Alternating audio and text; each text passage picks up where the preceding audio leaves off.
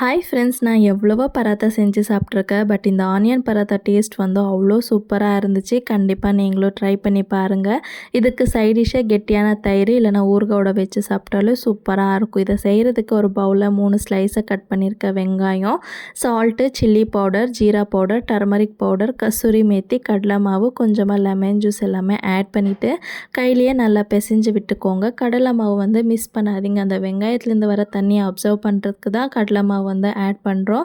So நல்லா mix பண்ணி எடுத்து வச்சுட்டு இப்போ நார்மலாக சப்பாத்தி திரட்டிட்டு கொஞ்சமாக ஆயில் அப்ளை பண்ணிவிட்டு நம்ம ரெடி பண்ணி வச்சுருக்க ஸ்டஃபிங்கை எல்லா சைடும் ஃபில் பண்ணிவிட்டு நான் வீடியோவில் காமிக்கிற மாதிரி சப்பாத்தியை ரோல் பண்ணி அதை வந்து சென்டரில் கட் பண்ணி மறுபடியும் அதை வந்து ரோல் பண்ணிக்கோங்க.